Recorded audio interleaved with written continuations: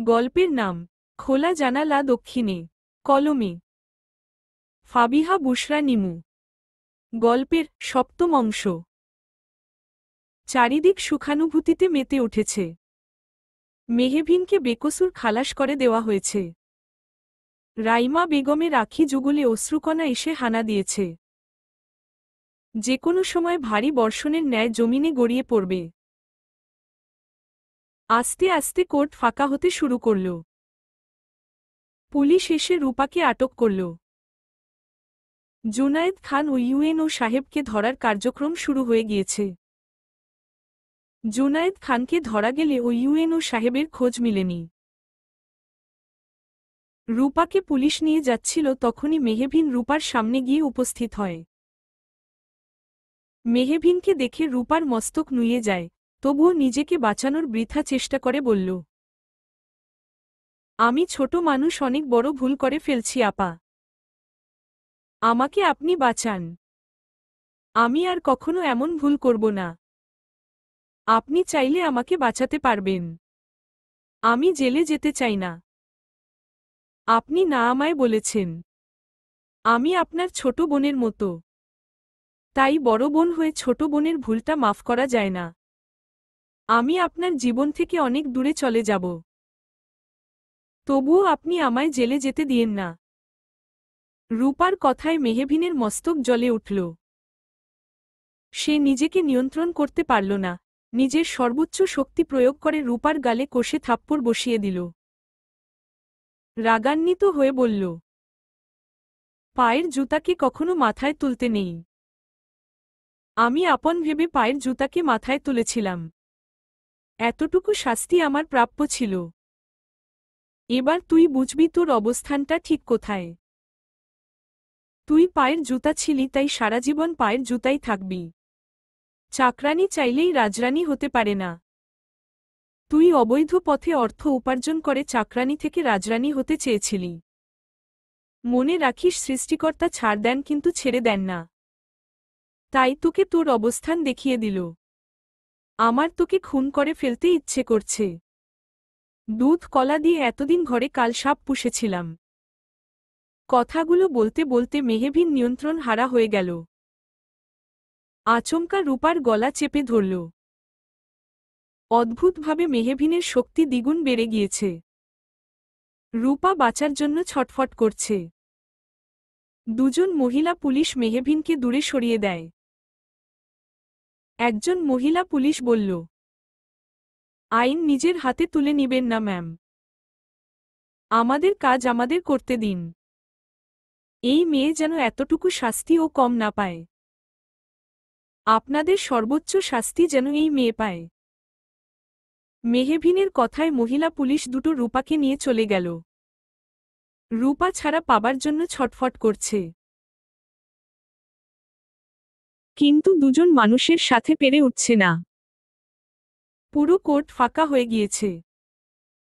রাইমা বেগম, নেহাল আর মুনতাসিম রয়ে গিয়েছে। নেহাল হাস্যোজ্জ্বল মুখশ্রী করে ভা উচ্চারণ করতেই মুনতাসিম জোরে নেহালের পায়ের ওপরে পা রাখল। নেহাল ব্যথায় কুকরিয়ে উঠল। নেহালের আর্তনাদ শুনে মেহভিনের দৃষ্টি নেহালের ওপরে পড়ল। মেহভিন নেহালের কাছে এসে বলল, আমাকে নির্দোষ প্রমাণ করার আপনাকে অসংখ্য ধন্যবাদ। আমি সারাজীবন আপনার কাছে কৃতজ্ঞ থাকব। আমার কাজে এটা আমাকে ধন্যবাদ দিতে হবে না। যদি দিতে হয় তাহলে মুনতাসিমকে দিবেন, সে আমাদের অনেক সাহায্য করেছে। আমি আপনার কাছে থেকে বেশি কিছু চাই না, আমাকে আপনাদের উচ্চারণ করতেই মুনতাসিমের দিকে নজর যায়। মুনতাসিম অগ্নি দৃষ্টিতে তার দিকে চেয়ে আছে। মেহভিন এখানে না থাকলে তাকে এতক্ষণে ধ্বংস করে দিত মুনতাসিম। আখিযুগল দিয়ে তাকে শতবার ভস্ম করে দিচ্ছে। নেহালের কণ্ঠনালীতে শব্দগুলো এসে আটকে গেল। আমার কাজ আছে বলেই সে দ্রুত কোর্ট থেকে বেরিয়ে গেল। মুনতাসিম চলে যাচ্ছিল। তখনই মেহভিন ডাকল, স্যার। মেহবিনের ডাক উপেক্ষা করার ক্ষমতা তার কোনোদিনই ছিল না। আজও সে প্রেয়সীর ডাককে উপেক্ষা করতে পারল না, দৃষ্টি ঘুরালো পেছনের দিকে। মেহবিন নরম কণ্ঠে বলল, আপনাকে অসংখ্য ধন্যবাদ বিপদে পাশে থাকার জন্য। একজন বন্ধুর বিপদে পাশে দাঁড়ানোই প্রকৃত বন্ধুর কাজ। আমি কখনোই নির্দোষ ব্যক্তির শরীর কলঙ্ক লাগিয়ে আরামে বসে থাকতে পারি না। আমার শরীরে যদি কেউ কলঙ্ক লাগায় তাহলে আমি নিজেকে নির্দোষ প্রমাণ করতে জানি, ঠিক তেমনি আমার বন্ধুর শরীরে যদি কেউ মিথ্যা বোঝা চাপিয়ে দেয়, আমার যতটুকু সাধ্য আছে সেটা প্রয়োগ করে তাকে সাহায্য করতেও জানি। ধন্যবাদ দিয়ে আমাকে ছোট করতে হবে না। ভালো থাকবেন, আসছি। আমি কাজ ফেলে রেখে এসেছি, আমাকে যেতে হবে। কথাগুলো বলেই মুনতাসিম বিলম্ব করল না, দ্রুত পায়ে স্থান ত্যাগ করল। মানুষটার অভিমান তার ভালোবাসার মতোই প্রখর। অভিমান ভাঙাতে যে প্রচুর কাঠ কয়লা পোড়াতে হবে সেটা মেহবিন গভীরভাবে উপলব্ধি করতে পারছে। রাইমা বেগম দিন পর দিন ছেলেটার প্রতি মুগ্ধতা বেড়েই চলেছে। মুনতাসিমের মাকে রাইমা বেগমের ভীষণ দেখতে ইচ্ছে করে। গর্ব করে বলতে ইচ্ছে করে, মানুষের মতো মানুষ করেছেন ছেলেটাকে। এমন সোনার টুকরো ছেলে কয়জনের হয়? কথাগুলো ভাবতে ভাবতে মেয়েকে নিয়ে বাসার উদ্দেশ্য রওনা হলেন। মেয়ের বাসায় 2 দিন থেকে চলে যাবে। ফরিদ রহমান একটি বারের জন্য মেয়ের খোঁজ নেয়নি। রাইমা বেগম বাসায় ফিরছে না, সেটা নিয়েও প্রচুর অশান্তি করেছে। বাবা কি আসলেই এমন হয়? ভাবতেই মেহবিনের বুকটা ভারী হয়ে আসতে শুরু করল। অভাগী যেদিকে যায় কপাল পুড়তে পুড়তে যায়। কথাটার সঠিক মর্ম আজ মেহবিন উপলব্ধি করতে পারছে। এত কষ্ট সাধ্য সাধনা সবকিছু অসতের কাছে এসে হেরে গেল। তাতে কি যায় আসে, নিজের সম্মান নিয়ে ফিরতে পেরেছে সে। এটাই তার কাছে বিশাল কিছু। নিজের সম্মান বিক্রি করে তো আর কাজে থাকতে পারবে না। এই জন্যই বোধহয় মানুষ বলে সৎ পথে কষ্ট বেশি আর অসৎ পথে বন্ধু বেশি। মেহবিন তার মায়ের কাছে ফোন দিল। 30 সেকেন্ডের মতো চুপ ছিল মেহবিন। রাইমা বেগম অস্থির হয়ে বলল, আমার কিন্তু ভীষণ চিন্তা হচ্ছে, তোর কি হয়েছে বলবি? মা, আমার চাকরিটা চলে গিয়েছে। কেন, কি এমন হলো আবার?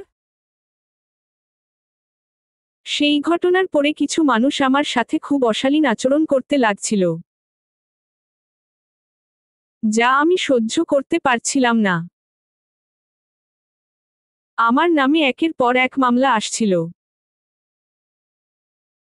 আমি কিছু নিয়মও ভঙ্গ করেছি মা, সেজন্য আমাকে পদত্যাগ করতে বাধ্য করেছে। মেহবিনের কথায় রাইমা বেগম নিস্তব্ধ হয়ে গেল। কারো কণ্ঠনালী দিয়ে কোনো বাক্য উচ্চারিত হচ্ছে না। রাইমা বেগম দ্বিধাদ্বন্দ্বে ভুগছেন। সে মেহবিনকে খবরটা দিবে কি না। রাইমা বেগম স্বাভাবিক কণ্ঠে বলল, আমি জানি তোর মনের অবস্থা ঠিক কতটা খারাপ। এটাও জানি তোর ভেতরে ছোটখাটো একটা ঝড় বয়ে যাচ্ছে। সমস্যা যেন আমাদের সমস্যায় ফেলতে না পারে। বরঞ্চ আমরা চেষ্টা করব সমস্যাকে সমস্যায় ফেলতে। আমি তোকে কি বোঝাতে চেয়েছি আশা করি তুই বুঝতে পেরেছিস। আল্লাহ তাআলা আমাদের মাঝে মাঝে দুঃখ কষ্ট দিয়ে পরীক্ষা করেন। ধৈর্য হারা হোস না, আল্লাহ যা করেন ভালোর জন্য করেন। সব ভালো কেন আমার সাথেই করেন আম্মু। জীবনের পাপের বোঝা খুব বেশি হয়ে গিয়েছে। তাই তিনি এভাবে আমাকে তিলে তিলে শেষ করে দিচ্ছেন। তুই রাগ করে এসব কথা বলছিস। আল্লাহ তাআলা আমাদের থেকে যা কিছু কেড়ে নেন তার থেকে দ্বিগুণ ফিরিয়ে দেন। তুই নিরাশ হোস না, তিনি যতটুকু কেড়ে নিয়েছেন তার থেকে দ্বিগুণ খুব তাড়াতাড়ি ফিরিয়ে দিবেন ইনশাআল্লাহ। মানুষের ওপরে ভরসা করলে নিরাশ হবি, খালি হাতে ফিরে আসবি। কিন্তু আল্লাহ তাআলাকে ভরসা করে দেখ, তিনি তোকে নিরাশও করবেন না, আবার খালি হাতেও ফিরিয়ে দিবেন না। পৃথিবীতে মানসিক শান্তির আরেক নাম মা। এই যে ভেতরটা জলে পুড়ে যাচ্ছিল, অসহ্য যন্ত্রণায় শরীরটা ছটফট করছিল, মস্তিষ্ক অকেজো হয়ে গিয়েছিল, চিন্তায় মস্তক থম মেরে গিয়েছিল। এত অশান্তির মধ্যে অজানা আনন্দ অনুভূত হচ্ছে মেহবিনের। চিন্তিত মস্তক নিজেকে বোঝাতে আর মানাতে নেমে পড়েছে। উত্তপ্ত মস্তিষ্ক, টগবগে মেজাজ, রাগান্বিত চেহারা, রক্তিম আখিযুগল নিয়ে বাবার সামনে বসে আছে মুনতাসিম। মুনতাসিমের বাবা গম্ভীর মুখশ্রী করে ছেলের সামনে দাঁড়িয়ে আছে। বাবা ছেলের মধ্যে কিছু মুহূর্ত তর্কাতর্কি হয়েছে। পরিবেশ শীতল করতে দুজনই নিস্তব্ধ হয়ে গিয়েছে। মুনতাসিমের বাবা শান্ত হয়ে কোমল কণ্ঠে বলল, তোমার বয়স তো আর কম হয়নি। আমি চাই তোমার বিয়ে দিতে, তুমি আমার মতামতকে উপেক্ষা করতে পারো না। তুমি রীতিমতো আমার মতামতকে অসম্মান করছো মুনতাসিম। আমি আপনাকে কতবার বলবো আব্বা, আমি বিয়ে করব না। নিজের বয়সের দিকে নজর দিয়েছ, এই বয়সে বিয়ে করবে না। তাহলে কোন বয়সে বিয়ে করবে? আমারও তো মন চায় ছেলে মেয়ে বিয়ে দিয়ে নাতি নাতনির মুখ দেখতে। এক ছেলেকে বিয়ে দিয়ে দেখলেন না নাতি নাতনিদের মুখ। আবারও একটা লাশ বের হয়ে যাবে চৌধুরী বাড়ি থেকে যদি আমার সাথে ছলনা করার চেষ্টা করছেন। সে আজ আমার থেকে বহুদূর। আমি তোমার জন্য আমার না হওয়া নাতি নাতনির মুখ দেখতে পারিনি। তাই তোমাকেই আমার না দেখা স্বপ্নটা পূর্ণ করে দিতে হবে। বাবার কথায় মুনতাসিম লজ্জায় কুঁকড়ে গেল। নিজের বিয়ে নিয়ে বাবার সাথে কথা বলতে সে ভীষণ লজ্জা পায়। লজ্জা আর জড়তার কারণেই নিজের মনের কথা বাবার কাছে প্রকাশ করতে পারছে না। বাক্যগুলো যেন ছুটি নিয়েছে। যে মানুষটার একটা কথায় সবাই বাকরুদ্ধ হয়ে যায়, আজ সেই মানুষটা কথা বলার শব্দ হারিয়েছে। আমি তোমাকে 7 দিন সময় দিলাম। তুমি 7 দিনের মধ্যে নিজের সিদ্ধান্ত জানাবে। আমি আমার বন্ধুর মেয়েকে আমাদের বাসায় নিমন্ত্রণ করেছি। সে চৌধুরী বাড়িতে আসবে। তুমি তার সাথে ঘুরবে ফিরবে মিশবে। তারপরে যদি তোমার তাকে ভালো লাগে তবে আমি সামনের দিকে আগাবো, বুঝেছ? মুহূর্তের মধ্যে মুনতাসিমের ভেতরটা জ্বলে উঠল। অতঃপর 2 হাত মুষ্টিবদ্ধ করে আছে। দাঁতে দাঁত চেপে বাবার কথাগুলো সহ্য করে নিল। বাবার মতামতকে তুচ্ছ তাচ্ছিল্য করার ক্ষমতা তার নেই। সে রাগান্বিত হয়ে কক্ষ থেকে বের হয়ে গেল। রিয়াদ চৌধুরী একটা দীর্ঘশ্বাস ছাড়লেন। তার অজানা কারণে মেহবিনকে পছন্দ নয়। দুজনের দূরত্বের কথা জেনেই ছেলেকে বিবাহ বন্ধনে আবদ্ধ করে চায় সে। কিন্তু ছেলে তার নাছোড় বান্দা, নিজের সিদ্ধান্তে অটুট থাকবে। মেহবিনকে রাস্তা থেকে সরানোর জন্য একটা পথ অবলম্বন করবেন তিনি। সেই পথ যদি কাজে লেগে যায় তাহলে আলহামদুলিল্লাহ, আর না হলে মনের বিরুদ্ধেই ছেলের সুখ বেছে নিবে সে। রাইমা বেগমের কণ্ঠ কেমন জানি শোনাল। মেহবিন এতক্ষণ পর বুঝতে পারছে তার মা তার থেকে কিছু আড়াল করার চেষ্টা করছে। মেহবিন নিজের দুঃখগুলো খুব যত্নে মনের মধ্যে লুকিয়ে রেখে বলল, তোমার কি এমন হয়েছে আম্মুজান? আমাকে একদম মিথ্যা বলার চেষ্টা করবে না। আমার মা তো এত সহজে নিস্তেজ হয়ে যাওয়ার মতো মানুষই না। মেহবিন কিছু একটা আঁচ করতে পেরেছে, কথাটা ভাবতেই চমকে উঠল রাইমা বেগম। পড়ে শুনিস। আমি এখনই শুনব। রাইমা বেগম দীর্ঘশ্বাস ছাড়লেন। সে সত্যটা দুদিন পরে সবার সামনে চলে আসবে। তবে সেটা 2 দিন আগে আসলোই বা ক্ষতি কি?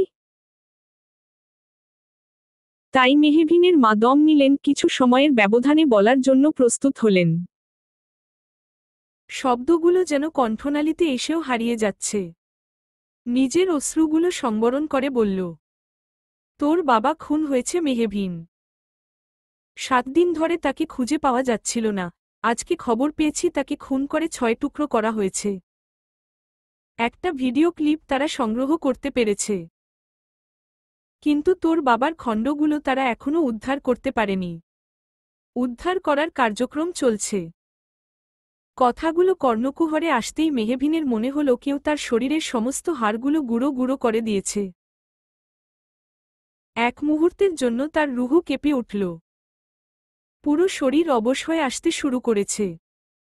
হিতাহিত জ্ঞান শূন্য হয়ে পড়েছে, বুকের মধ্যে ভীষণ ফাঁকা ফাঁকা লাগছে।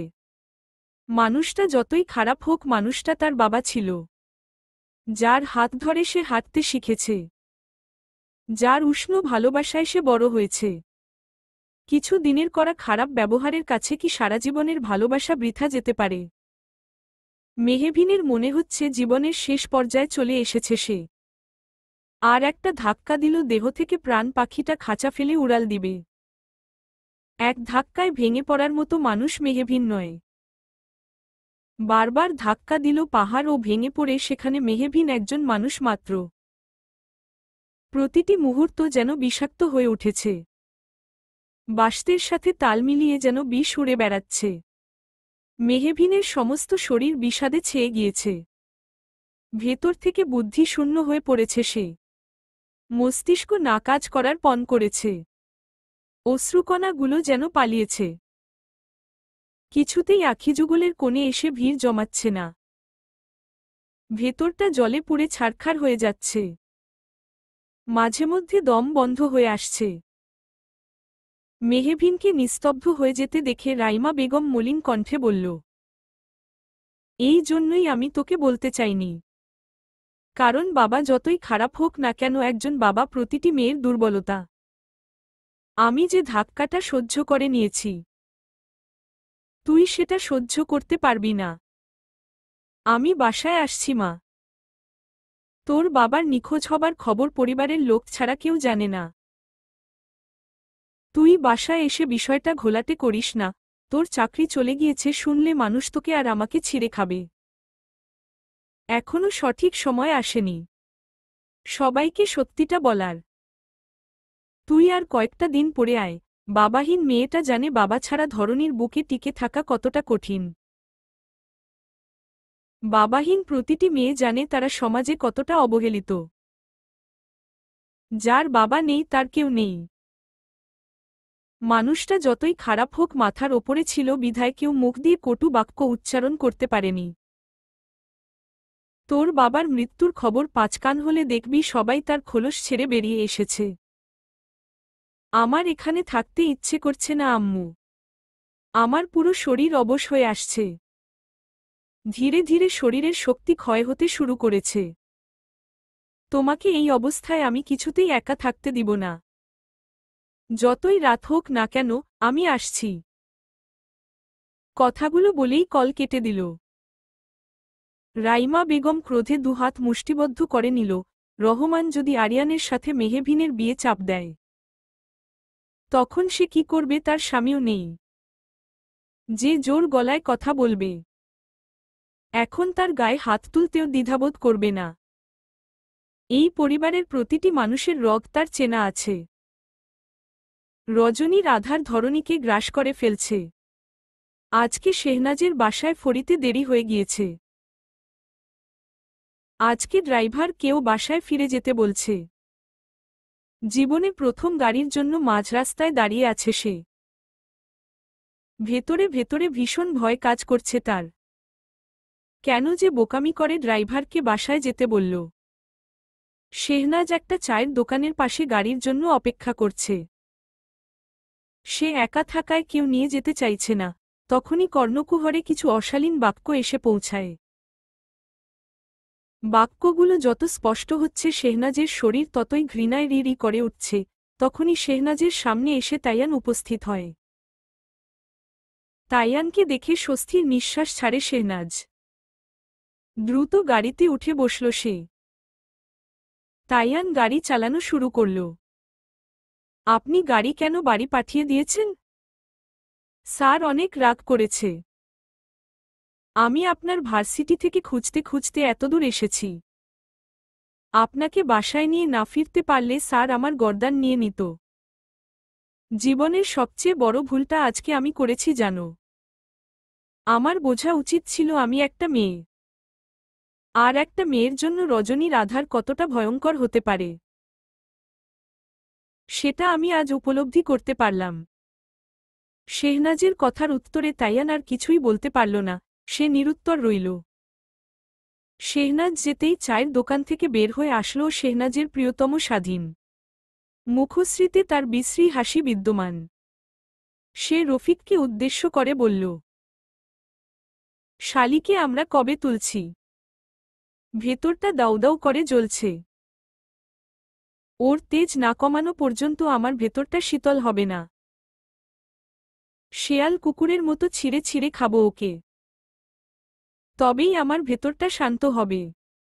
স্বাধীনের বলা বাক্যগুলো কর্ণপাত হতেই রফিক বলল, কিছু পেতে হলে কিছু কষ্ট সহ্য করতে হয়। তার মনে জায়গা করে নিতে পেরেছিস। তাকে ছিঁড়ে ও খেতে পারবি। একটা মন্ত্রীর বোনকে তুলে নেওয়া কি এতটাই সহজ? শেহনাজকে কৌশলে তুলতে হবে। কথাগুলো বলেই স্বাধীনের কর্ণের কাছে এসে কিছু একটা বলল। স্বাধীনের মুখশ্রীতে রহস্যময়ী হাসি ফুটে উঠল। রাইমা বেগমের সামনে বসে আছে মুনতাসিম। দীর্ঘ সময় অতিবাহিত হয়ে যাবার পরও মুনতাসিম কিছু বলছে না দেখে রাইমা বেগম নিজেই বিরক্ত হয়ে বলল, আপনি আমায় কিছু বলতে চান স্যার? রাইমা বেগমের মুখে আপনি আর স্যার ডাকে নিভে গেল মুনতাসিম। সে অপ্রস্তুত হয়ে বলল, আমি আপনার ছেলের মতো। আপনি আমাকে স্যার না ডেকে তুমি বলে সম্বোধন করবেন। তাহলে আমি আপনার সাথে কথা বলতে সহজ হতে পারতাম। রাইমা বেগম বুঝলেন মুনতাসিমের অপ্রস্তুত হয়ে যাওয়ার ব্যাপারটা। তিনি ও নিজেকে স্বাভাবিক করে মুনতাসিমকে অভয় দিয়ে বলল, আমি তোমার মায়ের মতো, মায়ের কাছে এত কিসের হেলাফেলা? তুমি নিশ্চিন্তে তোমার মনের কথা আমায় জানাতে পারো। আমি মেহভিনকে বিয়ে করতে চাই আন্টি। কথাগুলো বলেই নিস্তব্ধ হয়ে গেল মুনতাসিম। হৃদস্পন্দনের ক্রিয়া তড়িৎ গতিতে ছুটে চলেছে। মনের গহীনে অস্থিরতা কাজ করছে। মুনতাসিম উৎসুক দৃষ্টিতে রাইমা বেগমের দিকে দৃষ্টিপাত করে আছে। রাইমা বেগমের মুখশ্রী আগের ন্যায় গম্ভীর হয়ে আছে। তাকে দেখেই বোঝা যাচ্ছে তিনি মুনতাসিমের প্রস্তাবে বেশ চিন্তিত হয়েছেন। মুনতাসিমের ভেতরে অদ্ভুতভাবে ভয় কাজ করছে। রাইমা বেগম যদি তাকে নাকচ করে দেয়, কথাগুলো ভাবতেই মস্তিষ্ক এলোমেলো হয়ে গেল। তোমার পরিবার জানে তুমি মেহভিনকে বিয়ে করতে চাও। দেখো বাবা, আমি তোমাকে পছন্দ করি না এমনটা না। তোমাকে আমার বেশ পছন্দ হয়েছে। আমি খোলামেলা কথা বলতে পছন্দ করি। কিন্তু তোমার পরিবারের মতামত না থাকলে আমি সামনের দিকে এগোতে পারবো না। কারণ তোমার পরিবার তোমাকে ছোট থেকে বড় করেছে। তোমাকে নিয়ে তাদেরও স্বপ্ন আছে। আমি কারো রঙিন স্বপ্ন ভেঙে আমার মেয়ের জীবন রঙিনভাবে সাজাতে পারি না। তুমি তোমার পরিবার সহ আমার কাছে এসো। তখন না আমি ভেবে দেখব। আমি তোমাকে কড়া করে কথাগুলো বলতে বাধ্য হলাম। কারণ এখানে আমার মেয়ের সারা জীবনের ব্যাপার জড়িয়ে আছে।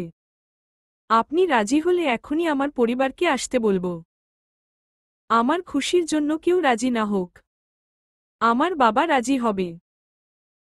নিজের সুখ বিক্রি করে হলে ও আমার বাবা আমার জন্য সুখ কিনবে। বাবা ছাড়া দুনিয়ায় আপন বলতে আমার কেউ নেই। এই ধরনীর বুকে আমি বাবাকেই নিজের ধরনী মনে করি। আপনি অনুমতি দিল আমার পরিবারকে আসতে বলবো। রাইমা বেগম মুগ্ধ হয়ে মুনতাসিমের দিকে দৃষ্টিপাত করে আছেন। ছেলেটা এত ভালো কেন? ছেলেটা এতটা ভালো না হলে ও পারত।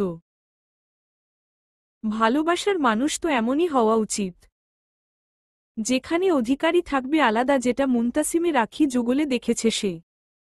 রাইমা বেগম একটা স্বস্তির নিঃশ্বাস ছাড়লেন। মনস্থির করে নিলেন মেহভিন আসলো, মেহভিনের সাথে কথা বলবে। জীবনে চলার পথে একটা শক্ত লাঠির ভীষণ প্রয়োজন আছে। রাইমা বেগম মুনতাসিমকে পরীক্ষা করার জন্য বলল। আমার মেয়ের কিন্তু চাকরি চলে গিয়েছে। তুমি আগে যে মেহবিনকে দেখেছ, সে কিন্তু এখন আর আগের মতো নেই। তুমি আমার বেকার মেয়েকে মেনে নিতে পারবে তো? আমি অবাক হচ্ছি যে মেয়েটা তোমার সম্মান নষ্ট করল। তুমি কেন তাকেই বিয়ে করতে চাইছো? ভালোবাসা হচ্ছে স্নিগ্ধ পবিত্র জিনিস। প্রকৃত ভালোবাসায় না থাকে কোনো খাদ আর না থাকে প্রতিশোধের নেশা।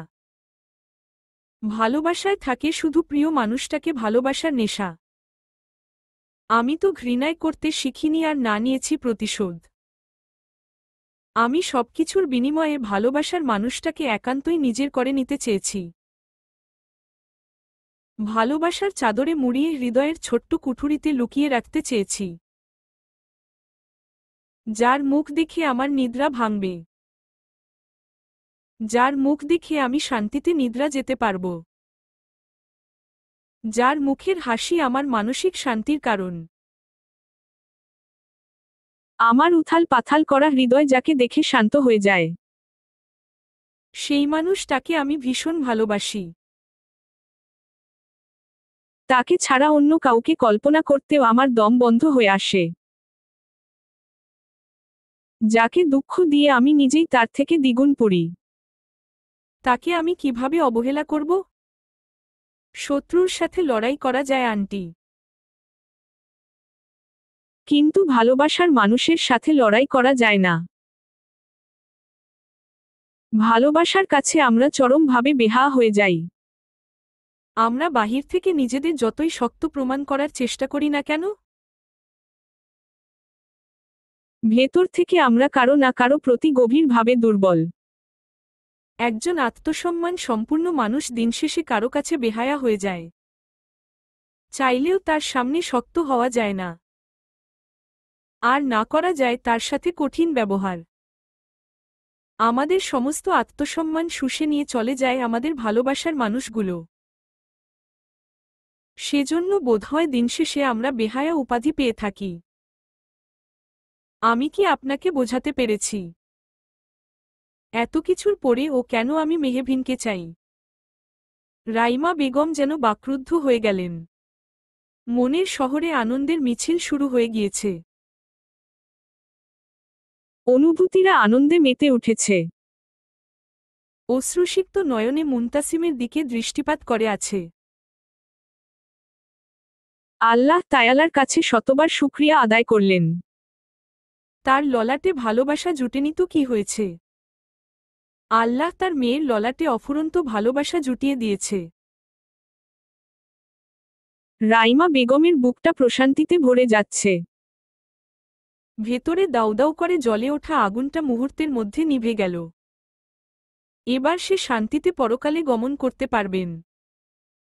একজন মায়ের কাছে মেয়ের সুখ দেখার মতো শান্তি ধরনীর বুকে নেই।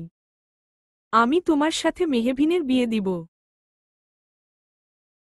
কিন্তু মেহবিনের বাবা মারা গিয়েছে। মেহবিনের বাবার লাশ খোঁজার তদন্ত চলছে। তাকে না পাওয়া পর্যন্ত কিভাবে মেহবিনের বিয়ে দেই বলো? রাইমা বেগমের কথায় চমকে উঠল মুনতাসিম। সে বিস্ময় কণ্ঠে বলল, আঙ্কেল কবে মারা গেল আন্টি? আপনি আমাকে জানাননি কেন? আমি আপনাকে আমার সর্বোচ্চ দিয়ে সাহায্য করার চেষ্টা করব। আঙ্কেলের তদন্তে কোন থানার পুলিশ আছে? আপনি আমাকে নাম বলুন। আমি ব্যাপারটা দ্রুত সমাধান করার চেষ্টা করছি। মেহবিনের বাবাকে খুন করা হয়েছে। আমি চাই মেহবিনের বাবা শাস্তি পাক। সে আমার মেয়েকে রক্তাক্ত করেছে। আমার মেয়ে কলঙ্ক না করে ও সে আমার মেয়েকে কলঙ্কিত নারী বলে উপাধি দিয়েছে।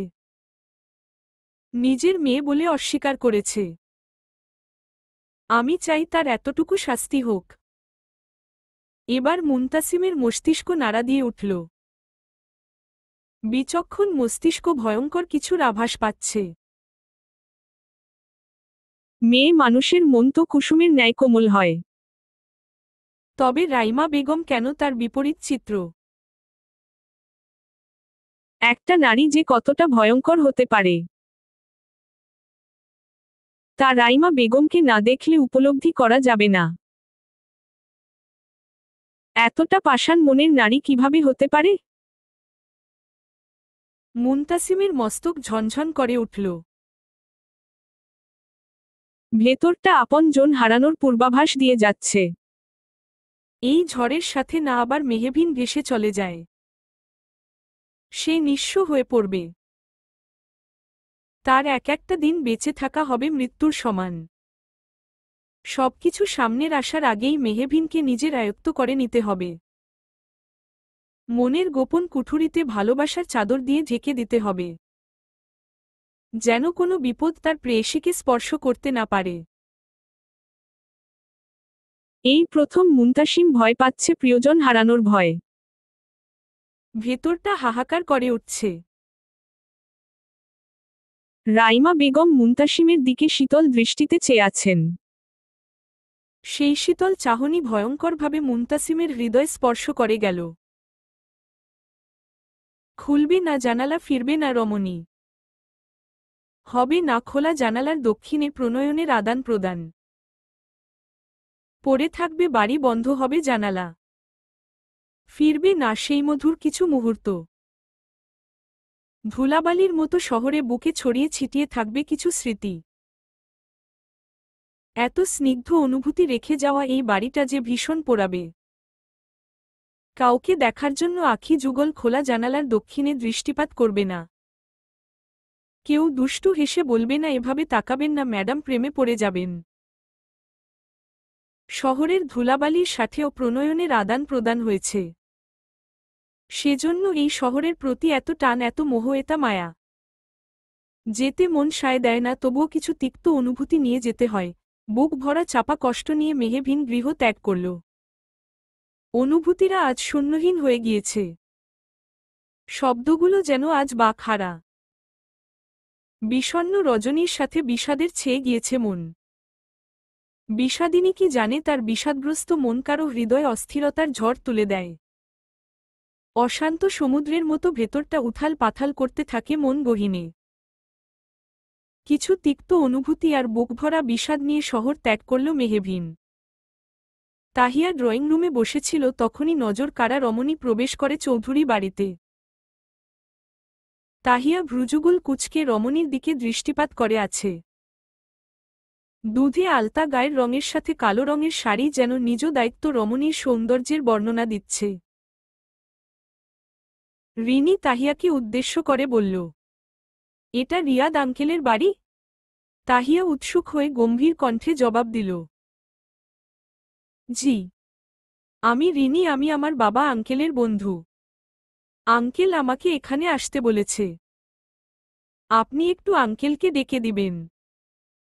তখনই রিয়াদ চৌধুরী হন্তদন্ত হয়ে প্রবেশদ্বারে এসে হাজির হন। মুখশ্রীতে চিৎকার হাসি ফুটিয়ে তুলে বলল, মামনি, তুমি এসে গিয়েছ? আমি তোমার জন্যই অপেক্ষা করছিলাম।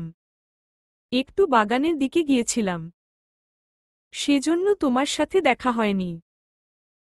তোমার আসতে কোনো সমস্যা হয়নি তো মামনি? আমার আসতে কোনো সমস্যা হয়নি আঙ্কেল। আমি প্রচুর ক্লান্ত, আমাকে আমার কক্ষটা দেখিয়ে দিন। আমি একটু বিশ্রাম করতে চাই। রিয়াদ চৌধুরী গার্ডকে ডেকে রিনিকে নিয়ে যেতে বলল। রিনি নিজের ব্যাগ হাতে নিয়ে কক্ষের দিকে চলে গেল। কিছুক্ষণ পর ফ্রেশ হয়ে হালকা খাবার খাওয়ার জন্য আসলো। তখনও তাহিয়া বসে বসে নখ ঘষছিল। রিনিকে আর চোখে পরখ করে নিল। রিনি এসে তাহিয়ার পাশে বসল।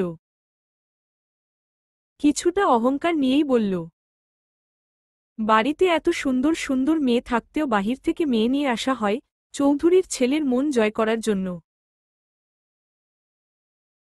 রিনির কথায় জ্বলে উঠল তাহিয়া। রাগান্বিত হয়ে বলল, তুমি কি কথাগুলো আমাকে বললে রিনি আপু? তোমাকেই তো বললাম। জাল পেপার বানিয়েও তো মুনতাসিমকে নিজের আয়ত্ত করতে পারলে না। এই রূপ দিয়ে কি করবে? বিদেশে গিয়ে সাদা বিলাতি ধরে নাও। তুমি মনে হয় খুব পারবে মুনতাসিম ভাইয়াকে বশ করতে? আমার কাছে এটা কোনো বিষয়ই না। আমি যে পথ ধরে হেঁটে যাই, সেই পথের ধুলাবালিগুলো আমার প্রেম পড়তে বাধ্য হয়। আর মুনতাসিম তো সাধারণ একজন মানুষ মাত্র। রিনির কথায় তাহিয়ার অধরের কোণে হাসি ফুটে উঠল। দীর্ঘদিন পর তার প্রাণ খুলে হাসতে ইচ্ছে করছে। তবুও সে নিজেকে দমিয়ে নিল। মনে মনে তাচ্ছিল্য করে বলল, একবার যাও মুনতাসিম ভাইয়ের কাছে, তারপরে বুঝবে মুনতাসিম ভাই কি জিনিস। মুনতাসিম ভাইকে ভালোবাসার মতো অপরাধ করেছিলাম। ভালোবাসার উপহার স্বরূপ পেয়েছি যন্ত্রণা আর আঘাত। দীর্ঘ ১.৫ মাস আমাকে হসপিটালের বেডে শুয়ে থাকতে হয়েছে।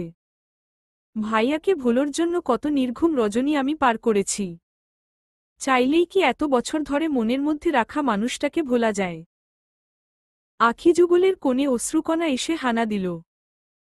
মুখশ্রীতে কৃত্রিম হাসি ফুটিয়ে বলল, তুমি মুনতাসিম ভাইয়াকে বশ করতে পারলে আমি তোমার কথা মতো বিদেশি বিলাতি ধরে বিয়ে করে নিব। আমার থেকে তোমার রূপ কমে আছে।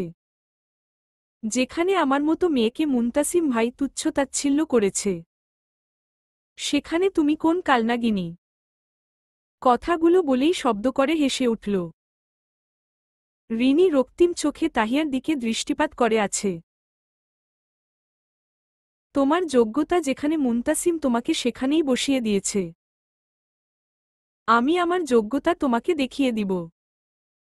এই যে আমি এখন তোমার পাশে বসে আছি, একটু পরে আমার স্থান হবে মুনতাসিমের কক্ষে।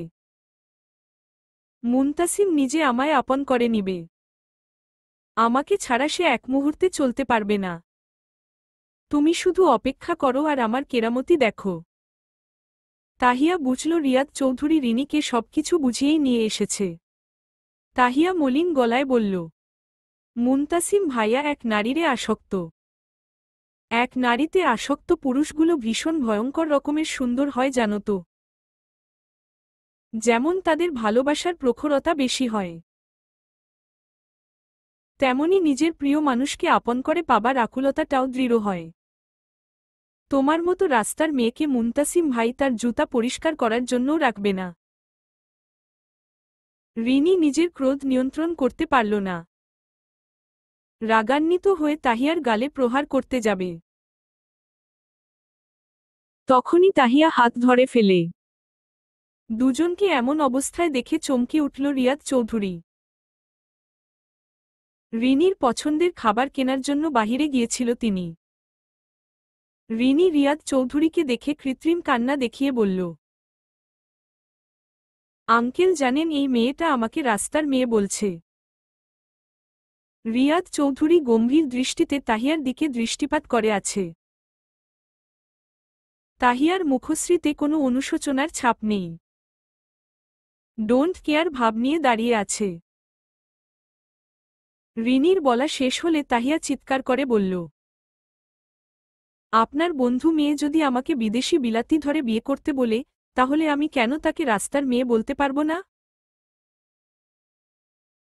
একমাত্র রাস্তার মেয়ের মুখেই এমন বিশ্রী বাক্য উচ্চারিত হতে পারে। আমি নিজের প্রিয়তমকে পাবার জন্য জালিয়াতি করেছি, কিন্তু কাউকে এমন বিশ্রী ভাষা প্রয়োগ করিনি মামা। এবার তার হয়ে যদি আপনি আমাকে কথা শোনাতে আসেন, তাহলে আমি মাকে বলবো কালই যেন এ বাড়ি ছাড়েন তিনি। কথাগুলো বলে দ্রুত পায়ে স্থান ত্যাগ করল তাহিয়া। রিয়াদ চৌধুরী রিনিকে উদ্দেশ্য করে বলল, তুমি তাহিয়াকে সত্যি এসব বলেছ? আপনার কি মনে হয় আঙ্কেল, আমি এসব বিশ্রী ভাষা ব্যবহার করতে পারি? আমি তোমার অবস্থা বুঝতে পেরেছি। তুমি কষ্ট পেও না, আমি কালকে তাহিয়াকে বুঝিয়ে বলবো। সে যেন আর তোমার সাথে বাজে ব্যবহার না করে, তাকে দিয়ে তোমার কাছে মাফ চাইয়ে নিব। কথাগুলো বলেই রিনিকে খাবার জন্য টেবিলে নিয়ে গেল। অদ্ভুত বিষয়, রিনি গৃহে প্রবেশ করেছে অনেকক্ষণ যাবৎ। কেউ তার সাথে সাক্ষাৎ করতে আসলো না। এতে অপমানে রিনির মুখশ্রী চুপসে গেল। মুনতাসিমের কাজ শেষ করে বাসায় ফিরতে একটু দেরি হয়ে গেল। ধমনীর বুকে মানসিক শান্তির ওপরে কিছু নেই। মানসিক শান্তি থাকলে পুরো দুনিয়ায় শান্তি থাকে। মুনতাসিমের সমস্ত শরীরে অনুভূতিরা আনন্দে মিছিল করছে। মনের শহরের অলিতে গলিতে গর্জন করে বলছে, এবার নিজের প্রেয়সীকে ভালোবাসার চাদরে মুড়িয়ে ফেলার সময় এসে গিয়েছে। যে চাদর সরানো ক্ষমতা সৃষ্টিকর্তা ছাড়া আর কারো নেই। কিন্তু কিছু তিক্ততা খারাপ লাগলেও ভয়ঙ্কর রকমের সত্যি। রজনী কি মুনতাসিমকে বলেনি, এই হাসি এই আনন্দ তোমার জন্য নয়, তোমাকে কেবল দুঃখ দেওয়ার জন্য আপন মানুষরা ভালোবেসেছে। সে আনন্দ নিয়ে বাসায় ফিরেছিল। সে কি জেনেছিল তা মুহূর্তে মধ্যে বিষাদে রূপ নিবে। নিজের কক্ষে প্রবেশ করতেই চারদিকে আধারে আচ্ছন্ন দেখে মস্তিষ্ক টগবগ করে উঠল। তার বিনা অনুমতিতে কে তার কক্ষ প্রবেশ করেছে? কার এত বড় স্পর্ধা মুনতাসিমের কক্ষে প্রবেশ করার দুঃসাহস দেখিয়েছে? তার বাবা আসলো তো কখনো আলো নেভায় না। কক্ষে প্রবেশ করতেই একজোড়া কোমল হাত মুনতাসিমের গলা জড়িয়ে ধরল। মুনতাসিম বিস্ময়ের শেষ পর্যায়ে পৌঁছে গেল। তার কক্ষে কোনো নারী প্রবেশ করেছে। কে সে যে তার কক্ষে আসার অনুমতি পেল? মুনতাসিমের ভাবনার মানেই রমণীকে ভয়ঙ্কর রকমের কাজ করে বসল। সে মুনতাসিমের গালে চুমু খেয়েছে। মুনতাসিম যেন এবার নিয়ন্ত্রণ হারা হয়ে গেল। সে দ্রুত ফোনের আলো জ্বালিয়ে কক্ষের আলো জ্বালাল। নববধূর মতো রূপ নিয়েছে রিনি। মুনতাসিমের জায়গান অন্য কোনো পুরুষ থাকলে রিনিতেই আটকে যেত। রিনির প্রেম পড়েনি এমন পুরুষ খুব কমই আছে। রিনির মুখশ্রীতে রক্তিম আভা ছড়িয়ে পড়েছে। মুনতাসিমের আখি যুগলে দৃষ্টিপাত করার সাহস হচ্ছে না। লজ্জা মস্তক নুয়ে দাঁড়িয়ে আছে। মুনতাসিম শরীরের সমস্ত শক্তি প্রয়োগ করে রিনির গালে কষে থাপ্পড় বসিয়ে দিল। সাথে সাথে রিনি মাটিতে লুটিয়ে পড়ল। রিনির কর্ণ দিয়ে উত্তপ্ত ধোঁয়া বের হচ্ছে। সমস্ত ধরনী অন্ধকার হয়ে আসছে তার কাছে। মুনতাসিমের রক্তাক্ত আখিযুগলের দৃষ্টিতে দৃষ্টি পড়তেই অন্তর আত্মা কেঁপে উঠল তার। ভয় পুরো শরীর থরথর করে কাঁপছে। মুনতাসিম হুঙ্কার ছেড়ে সবাইকে ডাকল। এতক্ষণ কারো সাড়াশব্দ ছিল না। মুনতাসিমের এক ডাকেই নিস্তব্ধ বাড়িটা মুহূর্তের জাগ্রত হয়ে গেল। কাল বৈশাখী ঝড়ের গতিতে সবাই মুনতাসিমের কক্ষে এসে হাজির হল। সবাইকে দেখে মুনতাসিম বজ্র কণ্ঠে বলল, এই মেয়েকে? এই মেয়ের এত সাহস হলো কি করে আমার বাড়িতে এসে আমার কক্ষে প্রবেশ করে আমাকে জড়িয়ে ধরে চুমু খাওয়ার? এই মেয়েকে এত সাহস কে দিয়েছে আমি জানতে চাই। মুনতাসিমের হুঙ্কারে কেঁপে উঠল চৌধুরী বাড়ির প্রতি দেওয়াল। ভয়ে সবাই জড়সড় হয়ে দাঁড়িয়ে আছে। তাহিয়া মুখ চেপে হাসছে, এই মুহূর্তটার জন্যই সে অপেক্ষা করছিল। সবার মুখশ্রীতে আতঙ্কের ছাপ স্পষ্ট। মেয়েটাকে মেরে না ফেলে আবার মুনতাসিম। রিনি লজ্জায় মাটির সাথে মিশে থাকল। সে মুনতাসিমকে যতটা সহজ ভেবেছিল মুনতাসিম যে তার বিপরীত চিত্র হবে, সেটা রিনির ভাবনার বাহিরে ছিল। রিনিকে মাটিতে পড়ে থাকতে দেখে রিয়াদ চৌধুরী অস্থির হয়ে তাকে তুলে দাঁড় করাল। রাগান্বিত হয়ে বলল, তুমি কোন সাহসে ওর গায়ে হাত তুললে? ও কোন সাহস আমার কক্ষে এল? ওর এত বড় কলিজা কে দিয়েছে আমার কক্ষে এসে আমার গলা জড়িয়ে ধরে চুমুর খাওয়ার? আজকে আমি ওর কলিজা টেনে বের করে দেখব। তার কলিজা ছিঁড়ে এনে ভেজে কুকুরকে দিয়ে খাওয়াব। মুনতাসিম সাবধানে কথা বলো। আমি তোমার বাবার সামনে দাঁড়িয়ে আছি। কণ্ঠস্বর নিম্ন করে কথা বলো। যেখানে আমার চরিত্র নিয়ে প্রশ্ন উঠবে সেখানে আমি চুপ থাকব? আপনি এই কথা বলছেন? এই মেয়েকে এখানো খুন না করে বাঁচিয়ে রেখেছি। এটাই তো তার ভাগ্য ভালো। আমার সামনে থেকে একে নিয়ে যান, না হলে আপনার সামনেই খুন করে ফেলব। দুদিন পরে যে মেয়ে তোমার অর্ধাঙ্গিনী হবে, তাকে সম্মান দিয়ে কথা বলো।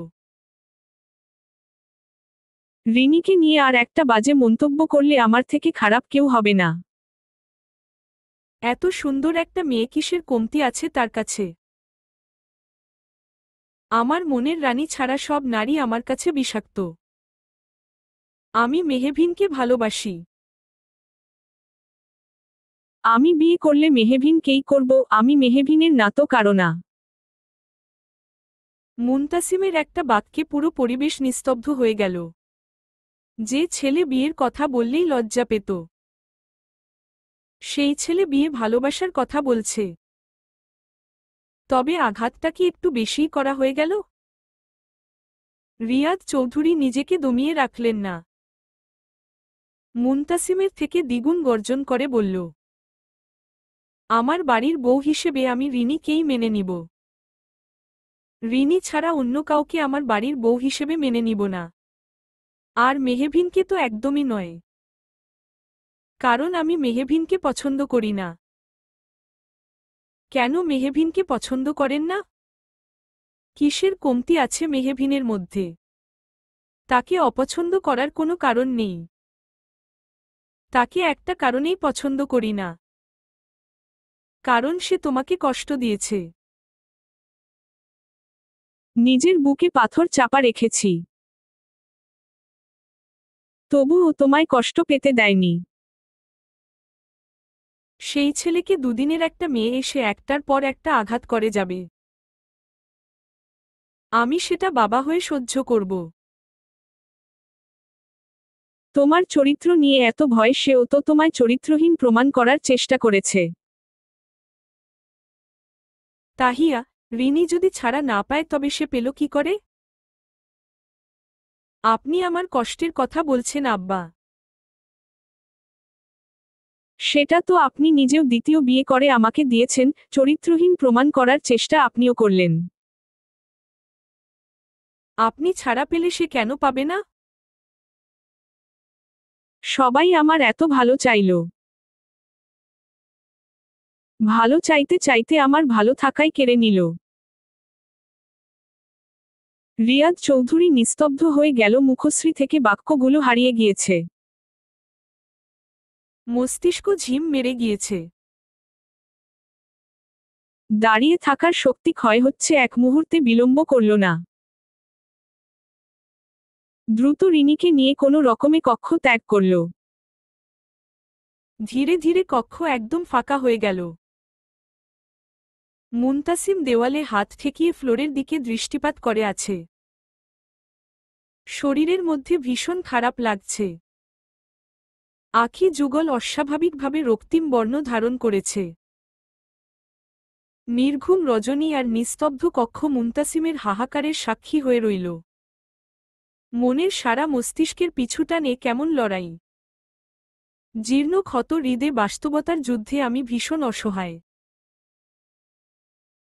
বিষাদে ছেয়ে গিয়েছে মনের আনাচে কানাচে। রিয়াদ চৌধুরী রজনীর মধ্যে প্রহরে ভীষণ অসুস্থ হয়ে পড়েন। সে খবর কর্ণকুহরে আসতেই সমস্ত মন মস্তিষ্ক তিক্ত হয়ে উঠল। অপরাধবোধ ভেতরটা কুড়ে কুড়ে খাচ্ছে। সে বাবার কাছে মুখশ্রী দেখাবে কি করে? কালকের কথা স্মরণ করতেই বুকটা হু হু করে উঠল। সে বাবাকে কখনোই আঘাত করতে চায়নি। বাবার অসহায়ত্ব মাখা মুখশ্রী আখি যুগলের সামনে বারবার ভেসে উঠছে। ভেতরে অসহনীয় জ্বালাপোড়া করছে।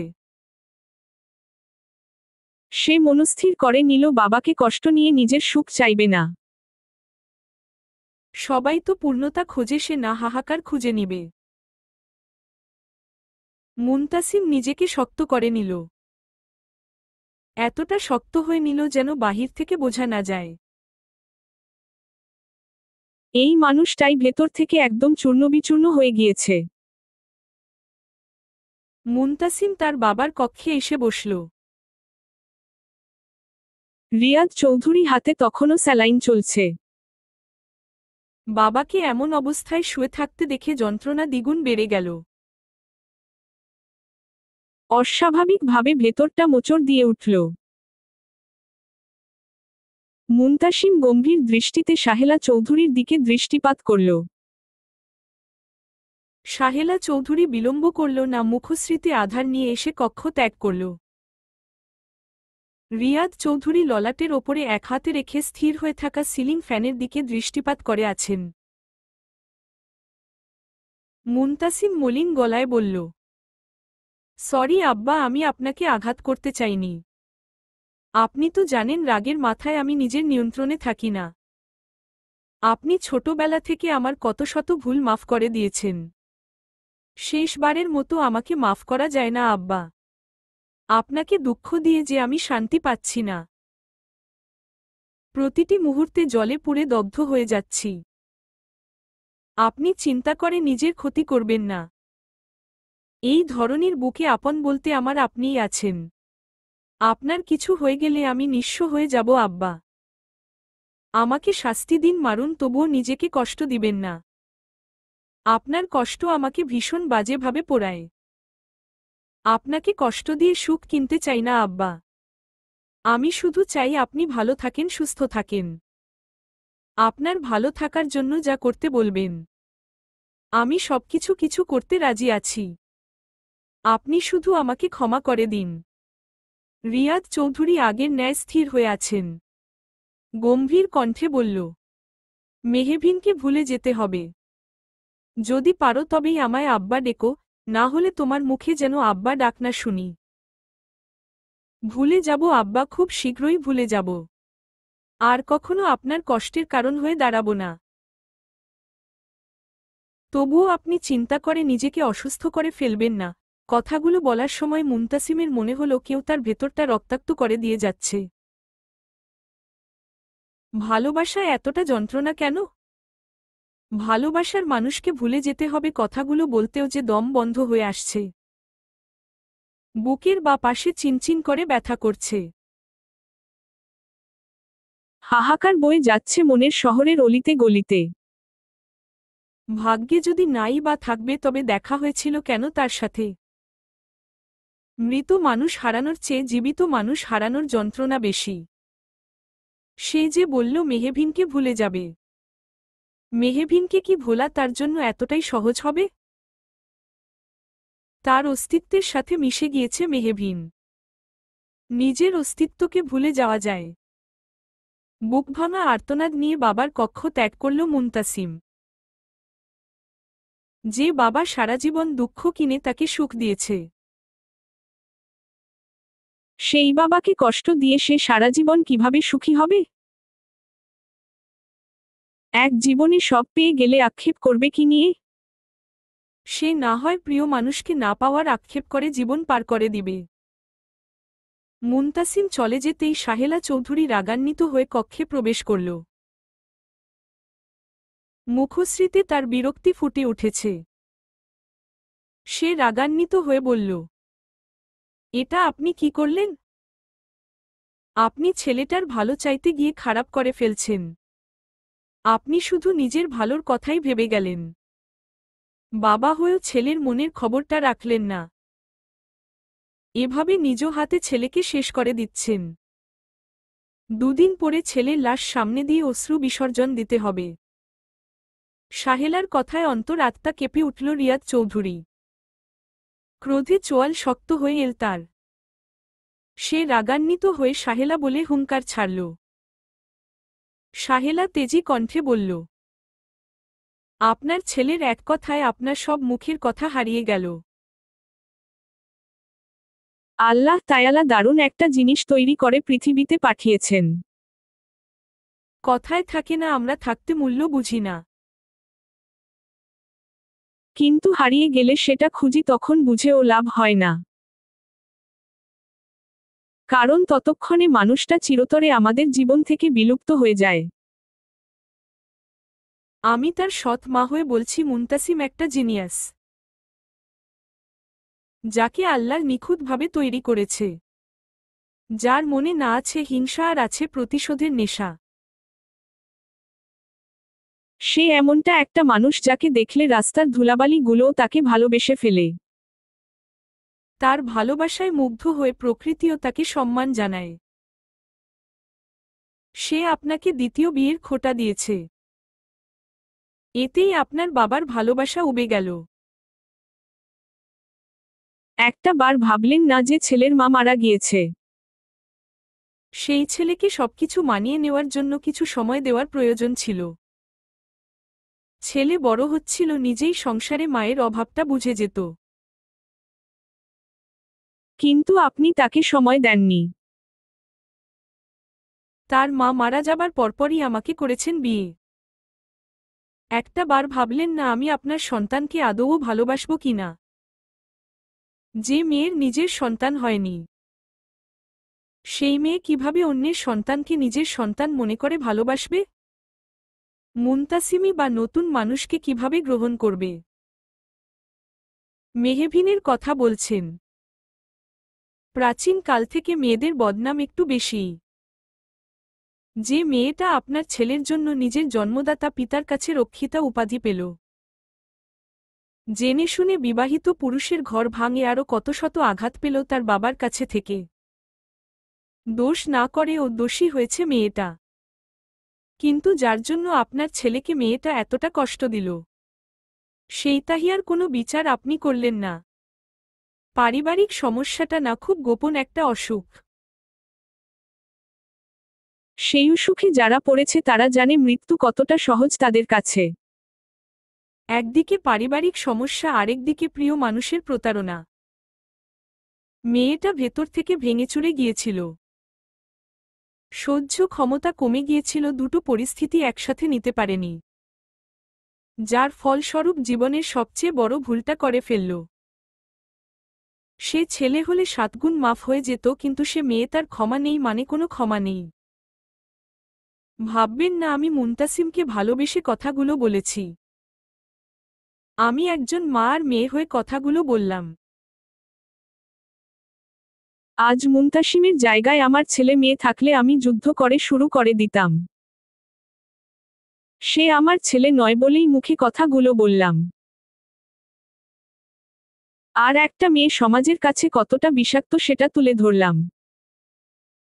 আপনার ছেলেকে কষ্ট দিয়ে মেয়েটা যে ভালো আছে, এমনটা কিন্তু নয়। আপনার ছেলের থেকে 10 গুণ মেয়েটা পড়ছে। আপনার হাতে যদি সময় থাকে খোঁজ নিয়ে দেখবেন। কথাগুলো বলে থামলেন সাহেলা চৌধুরী। রিয়াদ চৌধুরী তখনও নিরুত্তর রইল। সাহেলা চৌধুরী কথাগুলো যেন কর্ণগোচর করেননি। সাহেলা চৌধুরী বিরক্ত হয়ে কক্ষ থেকে বের হয়ে গেলেন। রিয়াদ চৌধুরী বুক ভারী করা দীর্ঘশ্বাস ছাড়লেন। শব্দরা আজ বাক্য হারিয়েছে, সুখরা হারিয়ে দুঃখে পরিণত হয়েছে। কথা বলার মেয়েটা চুপ থাকা শিখে গিয়েছে। হাসিগুলো আজ মলিনতায় ঢেকে গিয়েছে। ছন্দরা আজ সুর হারিয়েছে। 4 দেওয়ালের আবদ্ধ কক্ষে বসে আছে মেহভিন। এই প্রথম বাড়ি আসলো, কিন্তু বাড়িতে বাবা নেই। বাবা ছাড়া পুরো বাড়িটা খা খা করছে। দম বন্ধ হয়ে আসছে। তার জীবনটা তো এমন হবার কথা ছিল না। তবে জীবন কেন তাকে বিষাদের মোড়ে নিয়ে এসে দাঁড়া করাল? মেয়ের নীরবতা রাইমা বেগমকে ভীষণ কষ্ট দিচ্ছে। সে মেহভিনের মাথায় তেল দিয়ে খাবার নিয়ে আসতে গিয়েছে। শান্ত নদীর ন্যায় মেয়েটা তার শান্ত হয়ে গিয়েছে। কথায় কথায় আর ঝগড়া করছে না, মুখে মুখে তর্ক করছে না। কথা বলা মানুষ যখন চুপ হয়ে যায়, তখন সহ্য ক্ষমতা ভেতর থেকে ক্ষয় হয়ে আসে। মেহভিনের অবস্থা দেখে রাইমা বেগম ভেতর থেকে শক্তি হারাচ্ছে। মেহভিনের সামনে এক লোকমা খাবার মুখের সামনে ধরে বলল, মুনতাসিম এসেছিল। এবার মেহভিন মলিন দৃষ্টিতে মায়ের দিকে দৃষ্টিপাত করল। রাইমা বেগম শান্ত কণ্ঠে বলল, তোকে বিয়ে করতে চায়। আমি বলেছি তাকে আমার পছন্দ, সে পরিবার নিয়ে আসলো তবেই বিয়ে দিব।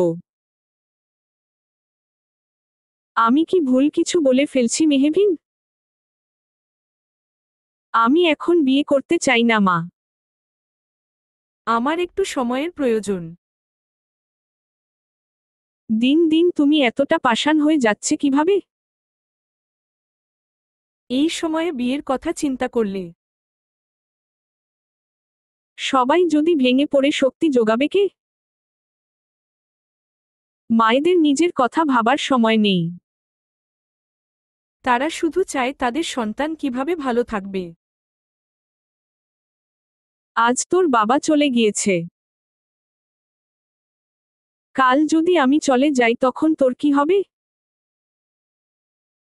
আমি কার ভরসায় তোকে রেখে যাব? এই দুনিয়া ভীষণ নিষ্ঠুর রে মেহবিন। একজন শক্ত পুরুষ ছাড়া মেয়েরা বরাবরই অসহায়, কথাটা তিক্ত হলেও বাস্তব সত্য। বাবার খুনিকে সামনে না আসা পর্যন্ত বিয়ে করব না। আমাকে এতটুকু সময় দাও। তোমাকে ছাড়া নিঃস্ব হয়ে যাব। পাষাণের মতো কথা বলা বন্ধ করো মা। তোমার মেয়ে এতটাও দুর্বল নয়, সে নিজেরটা নিজে ঠিক করে খেতে পারবে। রাইমা বেগম কিছু বলার আগেই রহমান আর আরিয়ান প্রবেশ করল কক্ষের মধ্যে। মেহবিনকে দেখে চমৎকার হাসি উপহার দিলেন। রহমান হাসজ্জ্বল মুখশ্রী করে বলল, খাওয়ার সময় এসে বিরক্ত করলাম? আপনারা নিজের মানুষ, খাওয়ার সময় কি আর অসময়ে কি, যখন ইচ্ছে তখন আসবেন। রাইমা বেগমের কথায় হাসলেন রহমান। সে কোমল কণ্ঠে বলল, মেহবিন রাতে এসেছে কেন? জি, থানা থেকে কোনো খবর পেলেন নাকি ভাই? না, কোনো খবর পাইনি। তারা একটা খণ্ডও উদ্ধার করতে পারেনি। কথাগুলো কর্ণকুহরে আসতেই মামির মুখশ্রী মলিন হয়ে আসল। পরিস্থিতি স্বাভাবিক করতে রহমান বলল, যে কথা বলতে আসলাম, ফরিদের শেষ ইচ্ছে ছিল মেহবিনের সাথে আরিয়ানের বিয়ে দিবে। এখন তোমাদের বাসায় একটা ছেলের প্রয়োজন আছে। নিজের বাসায় ছেলে রেখে বাহিরে যাওয়ার চিন্তা করছো না নিশ্চয়ই? তুমি অনুমতি দিল ঘরোয়া ভাবে বিয়ের কাজটা শেষ করে রাখতে পারি। কেসের তদন্ত শেষ হলে তুলে নেওয়ার অনুষ্ঠান করব। রাইমা বেগম জ্বলে উঠলেন। রাগান্বিত হয়ে বলল, আপনার ছেলে আমার মেয়েকে বেচে দিতে চেয়েছিল। জেনে শুনে এমন ছেলের সাথে আমি আমার মেয়ের বিয়ে কখনোই দিব না। আপনার ছেলে স্বার্থের জন্য বিয়ের পরে আমার মেয়েকে বেচে দিতে দুবারও ভাববে না। এমন নিকৃষ্ট ছেলের হাতে আমি আমার মেয়ে দিব না।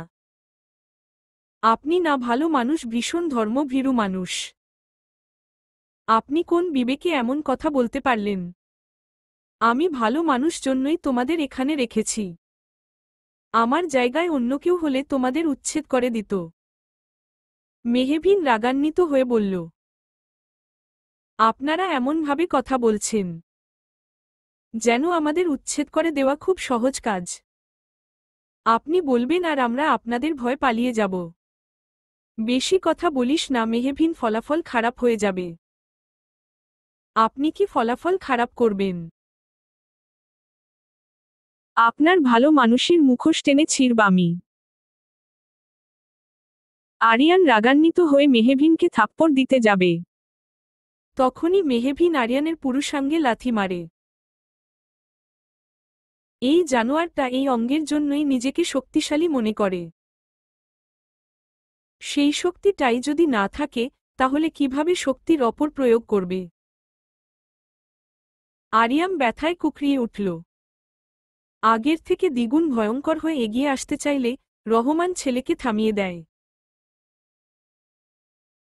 রাগান্বিত হয়ে বলে, ভালো কথায় সমাধানে আসতে চেয়েছিলাম।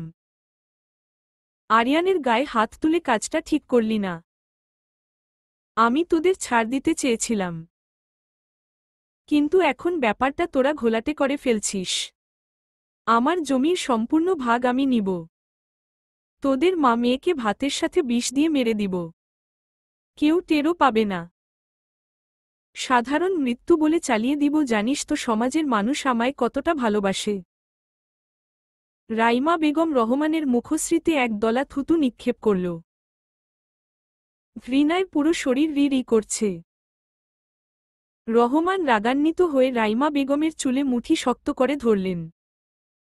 রাইমা বেগম ব্যথায় কুকরিয়ে উঠলেন। মেহবিনের ভেতরে অদ্ভুতভাবে শক্তি কাজ করতে শুরু করল। সে ঘরের কোণে রাখা বাঁশটা নিয়ে এসে রহমানের হাতে পরপর 4টা বাড়ি মারল।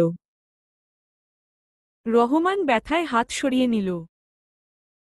মেহবিন রাগান্বিত হয়ে বলল, তোরা যাবি নাকি তোদের দুটোকে এখানেই পুঁতে ফেলব? মানুষ ডাকব, ডেকে তোদের ভালো মানুষের মুখোশ খুলব। বাবা নেই বলে যা ইচ্ছে খুশি করবি। আর আমরা অসহায় নারীর মতো সবকিছু মুখ বুজে সহ্য করে নিব। আমাদের এতটা দুর্বল ভাবার কিছু নেই। আমাদের জমি আমরা কত ফকিরকে দান করেছি। তোর মতো ফকিরকেও না কিছুটা জমি দান করব।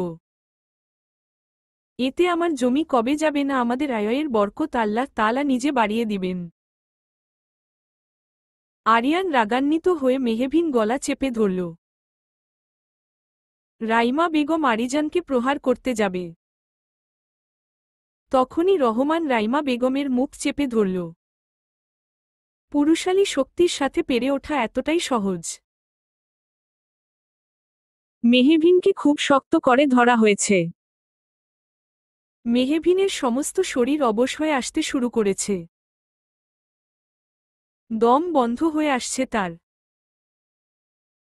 মেহবিন পা দিয়ে আরিয়ানের পায়ে শত শত প্রহার করেই যাচ্ছে। আরিয়ান আগের থেকে দ্বিগুণ ভয়ঙ্কর হয়ে উঠেছে।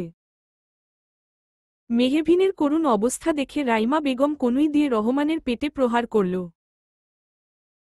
সাময়িক সময়ের জন্য হাতের বাঁধন আগলা হতেই রাইমা বেগম রহমানকে ধাক্কা দিয়ে ফেলে দিল। মাটি থেকে বাঁশটা তুলে আরিয়ানের মাথায় 4-5টা বাড়ি বসিয়ে দিল। 6 বারের বেলায় আরিয়ান বাঁশটা ধরে ফেলল। সে মেহবিনকে ছেড়ে রাইমা বেগমকে ধরতে যাবে, তখনই মেহবিন আরিয়ানকে পা বাঁধিয়ে ফেলে দিল। মেহবিন ক্রোধে হিতাহিত জ্ঞান শূন্য হয়ে পড়ল। রাইমা বেগমের হাত থেকে বাঁশ নিয়ে উন্মাদের মতো আরিয়ানকে প্রহার করতে লাগল। আরিয়ানের মস্তক বেয়ে রক্ত গড়িয়ে পড়ছে। সমস্ত শরীর নিস্তেজ হয়ে আসতে শুরু করেছে। আখিযুগল ঝাপসা হয়ে যাচ্ছে। এভাবে মারতে থাকলে ছেলেটা মারা যাবে। রাইমা বেগম মেহবিনকে বাধা দেওয়ার চেষ্টা করছে। তবে মেয়েটা আজ তার দ্বিগুণ ভয়ঙ্কর হয়ে উঠেছে। মেহবিন আরিয়ানকে ফেলে রহমানের দিকে এগিয়ে গেল। বজ্রকণ্ঠে বলল, এই নোংরা হাত দিয়ে আমার মাকে স্পর্শ করেছিস। তোর এই নোংরা হাতের অবস্থা আমি কি করি দেখ। কথাগুলো বলেই নিজের সর্বোচ্চ শক্তি প্রয়োগ করে রহমানের হাতে প্রহার করল। সাথে সাথে রহমান হৃদয়বিদারক চিৎকার দিয়ে উঠল। আরিয়ান জ্ঞান হারিয়েছে। রহমানের চিৎকার শুনে প্রতিবেশীরা ছুটে এলো। আরিয়ান আর রহমানকে এই অবস্থায় পড়ে থাকতে দেখে সবাই কানাঘুষা শুরু করে দিল। মা প্রাণপ্রিয় স্বামী আর ছেলের করুণ অবস্থা দেখে উচ্চ স্বরে কান্না করতে লাগল প্রাপ্তি। মেহবিন আর রাইমা বেগমকে অকথ্য ভাষায় গালাগালি করতে লাগল। কয়েকজন প্রতিবেশীর সাহায্য নিয়ে আরিয়ান আর রহমানকে হাসপাতালে নিয়ে যাওয়া হল। এতক্ষণে দমিয়ে রাখা সব দুর্বলতা সামনে চলে আসল। বাড়ি ফাঁকা হতেই মেহবিন ফ্লোরে লুটিয়ে পড়ল। মেহবিনের নাক দিয়ে গলগল করে রক্ত পড়ছে। তা দেখে রাইমা বেগমের বুকটা কেঁপে উঠল। ছোটবেলা থেকেই মেহবিনের এই অসুখটা আছে। অতিরিক্ত রৌদ্রে গেলে বা মাথায় বেশি চাপ লাগলেই অস্বাভাবিকভাবে মেহবিনের নাক দিয়ে রক্ত পড়ে। আশেপাশে কেউ নেই যে তার সাহায্য নিয়ে মেহবিনকে নিয়ে হাসপাতালে যাবে। রাইমা বেগম ফরিদের বন্ধুকে ফোন করল, কিন্তু ফরিদের বন্ধু ফোন তুলছে না। সে হয়তো রুগী দেখায় ব্যস্ত আছে। রাইমা বেগম দিশেহারা হয়ে পড়লেন। সে মেহবিন বিছানায় শুয়ে দিয়ে বাসায় তালা লাগিয়ে হাসপাতালের উদ্দেশ্য বের হয়ে গেল। বাসা থেকে 10 মিনিট লাগে হাসপাতালে যেতে। রাইমা বেগম 40 মিনিট পর ফরিদের বন্ধুকে সাথে নিয়ে বাসায় ফিরল। সে মেহবিনের অসুখ সম্পর্কে অবগত আছে, তাই এসেই চিকিৎসা শুরু করে দিল। ভাবি মেহবিনের শরীর তো ভীষণ দুর্বল, বেশ কিছু দিন ধরে খাওয়ার অনিয়ম করছে। আপনার মেয়ে এত কিসের চিন্তা করে? এতটুকু মেয়ে চিন্তা করে করে নিজেকে ভেতর থেকে শেষ করে দিচ্ছে। আমি কয়টা ঔষধ লিখে দিয়েছি, আপনি ঔষধগুলো আনিয়ে নিবেন, আর পারলে মেহবিনকে স্যালাইন করিয়ে নিবেন। তাহলে যদি মেয়েটার দুর্বলতা একটু কমে, খাবারের অনিয়ম একদম চলবে না। আর মেহবিনের মাথায় আঘাত লাগতে দিবেন না। এভাবে শরীর থেকে রক্তক্ষয় হলে যে কোনো সময় মৃত্যু হতে পারে। কথাগুলো বলেই ফরিদের বন্ধু চলে গেল। রাইমা বেগম নেতিয়ে যাওয়া শরীরে মেয়ের পাশে বসল। রবিন নামের এক ছেলেকে ফোন দিয়ে জানাল, সে যেন এসে মেহবিনকে স্যালাইন লাগিয়ে দিয়ে যায়।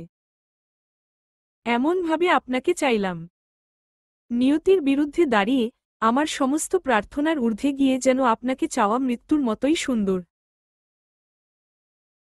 থাকুক না কিছু ভালোবাসার অপূর্ণতা। সব ভালোবাসা পূর্ণতা পেলে জীবনের সকল স্বাদ ফুরিয়ে যাবে, ইচ্ছেদের মৃত্যু হবে। কথাগুলো ভাবতে গিয়ে দম বন্ধ হয়ে আসছিল মুনতাসিমের। স্নিগ্ধ আঁখি যুগল মেহবিনের ছবির দিকে বিদ্যমান। কাঁধে কারো স্পর্শ পেতেই ফোনটা অফ করে দিল। সে জানে এই স্পর্শটা কার, ছোট ছেলে থেকে এই স্পর্শটা তাকে আদর ভালোবাসা দিয়ে এসেছে। মুনতাসিম বাহিরের দিকে দৃষ্টি রেখেই বলল, কিছু বলবেন নাকি আব্বা? তুমি আমার এক কথায় নিজের ভালোবাসার মানুষকে ভুলে যেতে রাজি হলে। আল্লাহ তাআলা মুখ দিয়েছে বলার জন্য মুখ কি আর চুপ থাকবে আব্বা? মুখ চুপ থাকবে না, তবে মন থেমে যেতে পারে। মাঝে মধ্যে হাহাকার করে উঠবে। মানুষ তো ভেতরের খবর জানবে না। ভেতরটা বোঝার ক্ষমতা সৃষ্টিকর্তা ছাড়া আর কারো নেই। আমি আপনাকে বলেছি মেহবিনকে ভুলে যাব। আমি তো একবারও বলিনি আপনার পছন্দ করা মেয়েকে বিয়ে করব। আপনাকে কষ্ট দিয়ে চাইলেই আমি মেহবিনকে বিয়ে করে সুখে সংসার করতে পারব, কিন্তু পরপারে যখন আপনি আমার কাছে হিসাব চাইবেন, তখন আমি কি জবাব দিব? দীর্ঘশ্বাস বলেও একটা ব্যাপার আছে। আমি চাই না আমার প্রতিটি সুখ আপনার দীর্ঘশ্বাসের কারণ হোক। আমি এই জীবনে বিয়ে করব না। আপনি আমায় অনুগ্রহ করে বিয়ের কথা বলবেন না। আমি আপনার সিদ্ধান্তকে সম্মান জানিয়েছি। আমি আশা রাখছি আপনিও আমার সিদ্ধান্তকে সম্মান জানাবেন। অপূর্ণতার জীবনে পূর্ণতার ক্ষুধা মানুষকে বাঁচতে শেখায়। আমি না হয় পরিবারের পূর্ণতা দেখেই বাকি জীবন পার করে দিব। ছেলের অভিমানের ভাষা বুঝতে সময় নিল না রিয়াদ চৌধুরী। গম্ভীর কণ্ঠে বলল, আরও আক্ষেপ? আমার আক্ষেপ থাকবে কেন? আমি তো স্ট্রং। আমি আবার মানুষ নাকি? আমি তো রোবট, আমার আবার কিসের ফিলিংস? কথাগুলো বলে বিলম্ব করল না। কক্ষ ছেড়ে বের হয়ে গেল। রিয়াদ চৌধুরী হতাশ হয়ে বেলকনির গ্রিল ধরে দাঁড়িয়ে থাকল। রজনীর আধার নিজ নিয়মে ধরণীকে গ্রাস করে ফেলছে। চারদিকে নিস্তব্ধতা বিরাজ করছে। মেহবিনের সাথে যেন পরিবেশও মন খারাপ করেছে। কেমন বিষাদের ন্যায় স্তব্ধ হয়ে আছে। শরীরের সমস্ত শক্তি ক্ষয় হয়ে কখন যে নিদ্রা দেশে তলিয়ে গিয়েছিল, সে ঘুণাক্ষরেও টের পায়নি। মেহবিন 10 মিনিট হল সজাগ হয়েছে।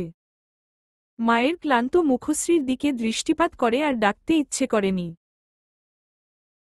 আঁখি যুগল স্থির হয়ে আছে, উপরের দিকে অশ্রুগুলো শুকিয়ে গিয়েছে। রাইমা বেগম সজাগ হয়ে মেয়েকে তাকিয়ে থাকতে দেখে বলল, তুই উঠে পড়েছিস? জানোয়ারগুলো কোথায় মা? এখনো বাহিরে আছে নাকি পুলিশ আদর করতে করতে নিয়ে গিয়েছে? হাসপাতালে আছে, ওদের অবস্থা খুব একটা ভালো না। আমি চিন্তা করছি ওরা সুস্থ হলে আমাদের কি অবস্থা হবে। এই জন্যই তোকে বলেছি তুই বিয়ে কর।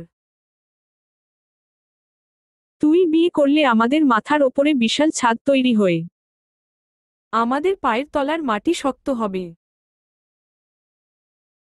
কেউ আমাদের ক্ষতি করতে আসার আগে 10 বার ভাববে। এখনো মরেনি ওরা? আমি তোকে কিছু বলছি, শুনতে পারিসনি? তোকে ঔষধ খেতে হবে। আমি খাবার তৈরি করে নিয়ে আসছি। তুমি নিজেও অসুস্থ মা, ডক্টর দেখিয়েছ? তোর আলিম আঙ্কেল এসেছিল, ঔষধ দিয়ে গিয়েছে, খেয়েছি। মিথ্যা কেন বলছো? রাইমা বেগম উত্তর দিলেন না। উঠে রান্না ঘরে চলে গেলেন। মেহবিন হালকা করে উঠে বসল। আশেপাশে দৃষ্টিপাত করে ফোনটা খোঁজার চেষ্টা করল, কিন্তু কোথাও ফোনের দেখা মিলছে না। সে বুঝল তার মা সরিয়েছে। হাতের স্যালাইন প্রায় শেষ হয়েই আসছে। সেদিকে তাকিয়ে একটা দীর্ঘশ্বাস ছাড়ল মেহবিন। সাহেলা চৌধুরী মাশরাফি পাশে বসেছিল। তখনই রিয়াদ চৌধুরী আছেন। রিয়াদ চৌধুরীকে দেখে মুখশ্রী কুঁচকে ফেলে সাহেলা চৌধুরী। রিয়াদ চৌধুরী দরজার কাছে থেকেই বলল, আমার সাথে একটু আসো তো। কোথায় যাবেন? আমার সাথে গেলেই দেখবে পাবে। কথাগুলো বলেই সাহেলা চৌধুরী নিয়ে বাড়ি থেকে বের হয়ে গেলেন। স্বামীর এহেন কর্মে বিস্ময় হয়ে গেলেন সাহেলা চৌধুরী। মেহবিনের মা মেহবিনকে খাইয়ে নিজেও খেয়ে নিল। অদ্ভুতভাবে ভেতরে ভয় কাজ করছে তার। সে নিজের জীবনের পরোয়া করে না। কিন্তু মেহবিন, তার কিছু হয়ে গেলে মেহবিনের কি হবে? রাইমা বেগমের ভাবনার মাঝেই কলিং বেল বেজে উঠল। মেহবিন মলিন কণ্ঠে বলল, দরজা খুলো না মা, আর কাউকে বিশ্বাস করি না। এরা আসবে আর আমাদের অবস্থা দেখে মজা নিবে। রাইমা বেগম মেয়ের কথায় সম্মতি জানাল। কিন্তু তাদের বিরক্ত করতে কলিং বেল বেজেই চলেছে। রাইমা বেগম মনে সাহস নিয়ে দরজা খুলতে গেল। দরজা খুলে ভীষণ অবাক হয়ে গেল। রিয়াদ চৌধুরী হাস্যোজ্জ্বল মুখশ্রী করে বলল, ভেতরে আসতে বলবেন না। রাইমা বেগম লজ্জায় পড়ে গেল। সে নিজেকে স্বাভাবিক করে নিয়ে বলল, ভেতরে আসুন, অসময়ে আপনাদের উপস্থিতি আশা করিনি, তাই একটু অবাক হয়েছিলাম। মেহবিন কোথায়? রিয়াদ চৌধুরীর কথায় রাইমা বেগমের মুখশ্রীতে আধার ঘনিয়ে এল। রাইমা বেগমকে নিস্তব্ধ থাকতে দেখে রিয়াদ চৌধুরী উৎসুক দৃষ্টিতে রাইমা বেগমের দিকে দৃষ্টিপাত করে আছে। তখনই মেহবিন ধীর কণ্ঠে বলল, কে এসেছে মা? রিয়াদ চৌধুরী নিজের সাথে নিয়ে আসা জিনিসগুলো রাইমা বেগমের দিকে এগিয়ে দিল। রাইমা বেগম ভদ্রতা সুলভ সেগুলো হাতে নিল। রিয়াদ চৌধুরী মেহবিনের কক্ষে দিকে অগ্রসর হল। মেহবিনের কক্ষে এসে মেহবিনকে এমন অবস্থায় দেখে মনের অজান্তেই বুকটা হু হু উঠল। রিয়াদ চৌধুরীকে দেখে মেহবিন সালাম দিল। সে কিছুটা অপ্রস্তুত হয়ে পড়ল। তাড়াহুড়ো করে উঠে বসতে গিয়ে হাতে টান লাগলেই মৃদুস্বরে আর্তনাদ করে উঠল। রিয়াদ চৌধুরী নরম কণ্ঠে বলল, এতটা ব্যস্ত হতে হবে না মা। তুমি কি অসুস্থ? মেহবিনকে কিছু বলার সুযোগ না দিয়ে রাইমা বেগম বলল, জি, মেয়েটা আমার একটু অসুস্থ, আপনারা দাঁড়িয়ে থাকবেন না, বসুন।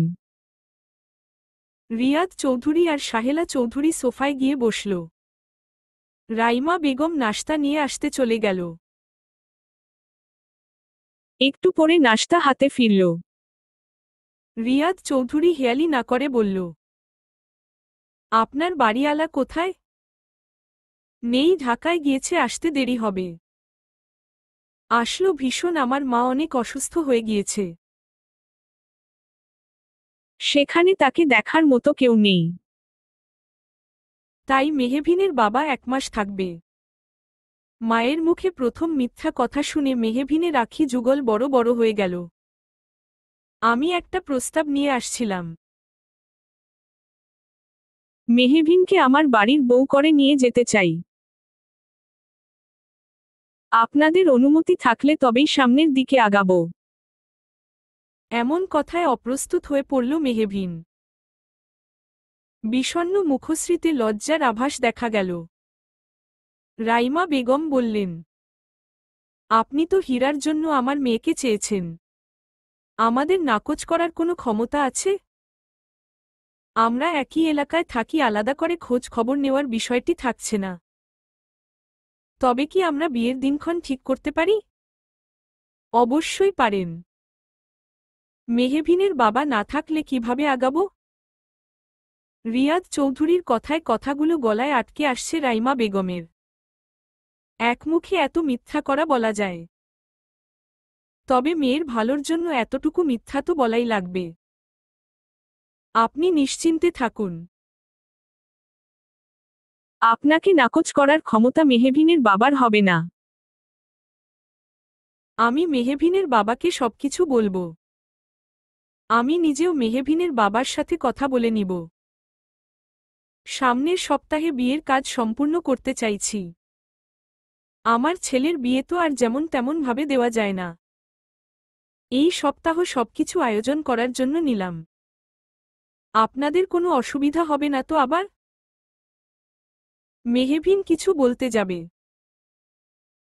তখনই রাইমা বেগম আখিউলের ইশারায় বোঝায় ভুল ভালো কিছু বললে সে মায়ের মরা মুখ দেখবে। মেহবিন গম্ভীর মুখশ্রী করে বসে রইল। রিয়াদ চৌধুরী মেহবিনের কাছে এসে বলল, দেখি মা, তোমার হাতটা এগিয়ে দাও তো। মেহবিন ভদ্রতা বজায় রাখতেই হাত এগিয়ে দিল। রিয়াদ চৌধুরী ডায়মন্ডের একটা আংটি মেহবিনের হাতে পরিয়ে দিল। পকেট থেকে নাকফুল বের করে সাহেলার দিকে এগিয়ে দিয়ে বলল, এটা তুমি পরিয়ে দাও। সাহেলার মুখভঙ্গি দেখে বোঝা যাচ্ছে না সে বিরক্ত হয়ে কাজটা করছে নাকি খুশি হয়ে। মেহবিনের নাকের ফুলটা খুলে নতুন নাক ফুলটা পরিয়ে দিল। রিয়াদ চৌধুরী ধীর কণ্ঠে বলল, এই নাক ফুলটা মুনতাসিমের মায়ের। মুনতাসিম ছোটবেলায় বলেছিল, মা, তুমি আমার বউকে তোমার এই নাক ফুলটা দিয়ে দিবে। সে ছোট ছিল না বুঝে কথাটা বলেছিল, বলার কিছু দিনের মাথায় হয়তো ভুলেও গিয়েছিল। কিন্তু মুনতাসিমের মা ছেলের কথা হৃদয়ে গেঁথে রেখেছিল। মৃত্যুর আগে বলেছিল তার ছেলের বউকে যেন এই নাকফুল দিয়েই চৌধুরী বাড়িতে নিয়ে আসা হয়। এই নাক ফুলের মধ্যে অনেক দোয়া আর ভালোবাসা জড়িয়ে আছে মা। আশা রাখছি আমার ছেলেকে আঘাত করার মতো কোনো কাজ তুমি করবে না। আমার ছেলেটা আমার হৃদয়ের মণি, তার এক বিন্দু কষ্ট আমি সহ্য করতে পারি না। মেহবিন কি বলবে বা তার কি বলা উচিত বুঝতে পারল না। সে নিরুত্তর রইল। চলবে ইনশাআল্লাহ।